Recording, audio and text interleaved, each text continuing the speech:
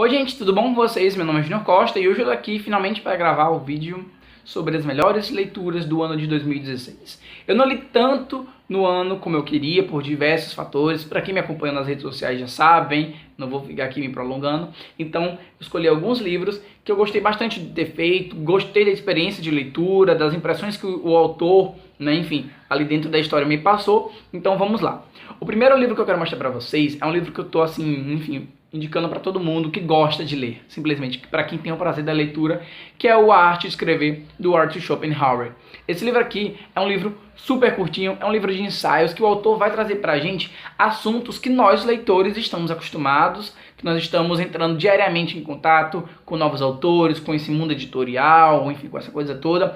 É um livro muito bacana, ele vai dar várias dicas, ele vai dar algumas patadas, ele vai dar vários puxões de orelha em coisas que nós leitores e pessoas aspirantes a escritores geralmente acabam fazendo. E assim, é muito legal porque é um livro curto e são 5 textos que vão transitar aí nesses assuntos que a gente adora, que é a literatura. Então foi uma leitura assim muito bacana, pelo menos para conhecer a escrita do autor. E enfim, é um autor que não tem papas na língua, eu gosto disso porque, enfim, pessoa que é de áreas, né, já gostei da identificação, já rolou uma identificação. A segunda melhor leitura do ano, na verdade, foi uma surpresa porque é um livro YA, que é o livro Mosquitolândia, do David Arnold. Eu já recomendei esse livro aqui algumas vezes, em tags principalmente, e é um livro que eu gostei bastante de ter feito a leitura. É daqueles tipos de livro que quando eu bati o olho eu falei, cara, eu vou gostar muito.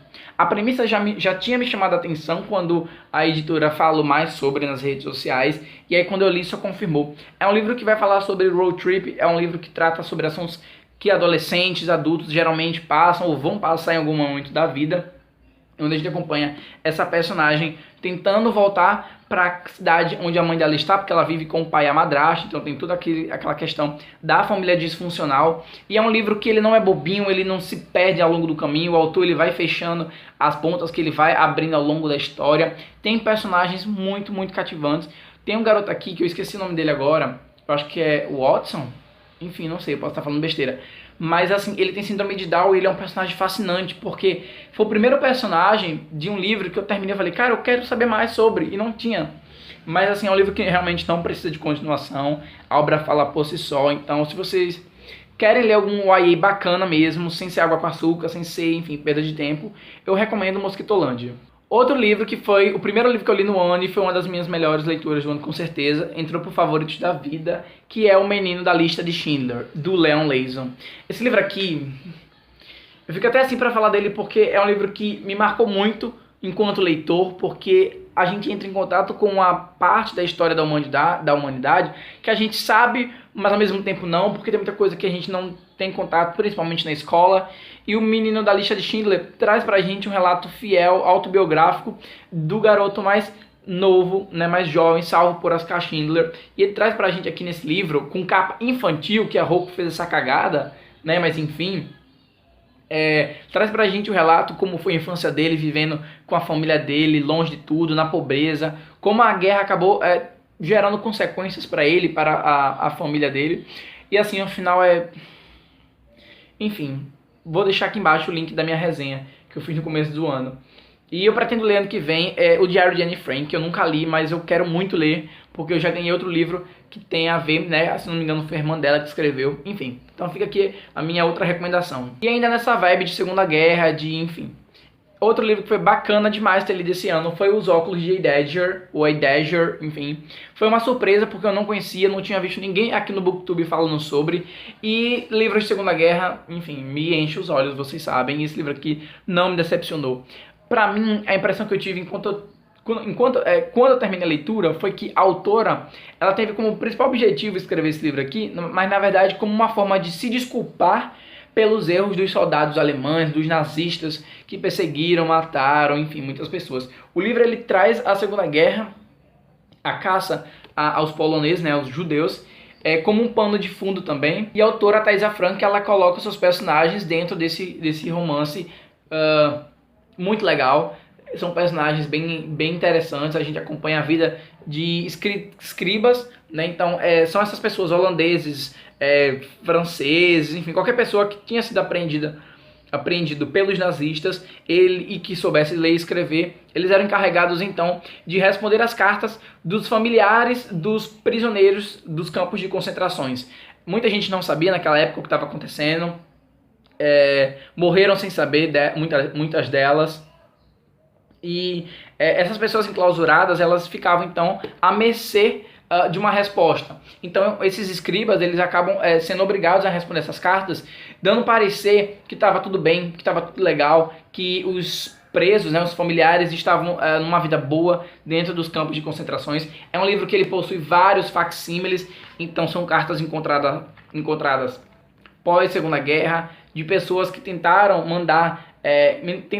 manter uma comunicação com os familiares e não conseguiram. Então tem muita coisa aqui do tipo: cheguei em casa, eu encontrei você, tivemos que sair às pressas, espero que esteja tudo bem. Enfim, é assim, ai gente, é um soco no estômago, e é um livro que eu pretendo reler mais pra frente, porque é muito bom mesmo. Fica aqui minha recomendação. Outro livro que foi uma surpresa também, gostei bastante de ler, foi o livro 11 Semanas, do Hernani Lemos.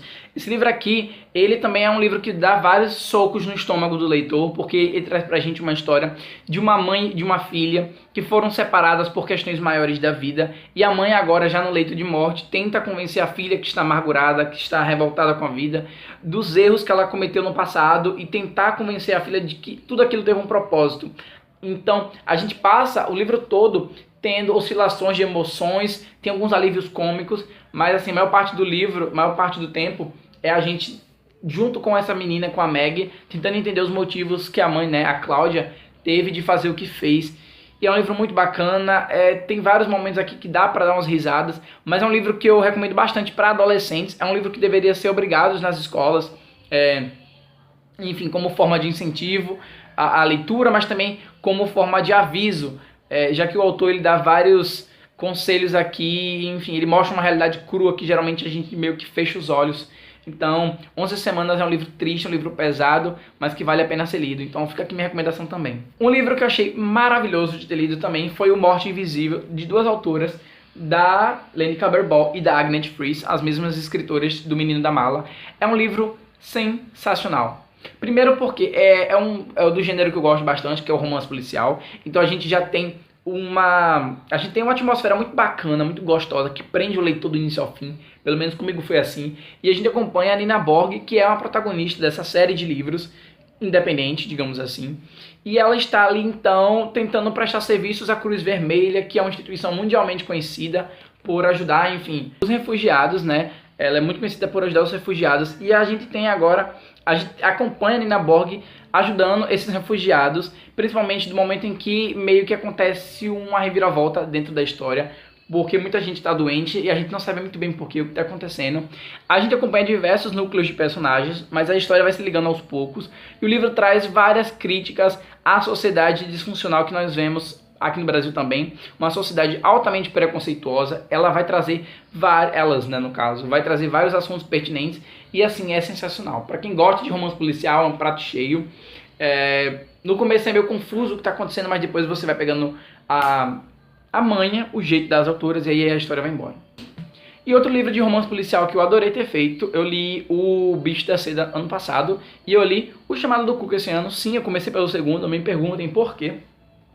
E eu gosto, porque J.K. Rowling é sempre J.K. Rowling. Ela escreveu com o seu pseudônimo, o Robert Galbraith. E assim, a narrativa da autora permanece maravilhosa, muito gostosa. A gente já ama a J.K. Rowling, Harry Potter. E então, O Chamado do Cuco, a gente só...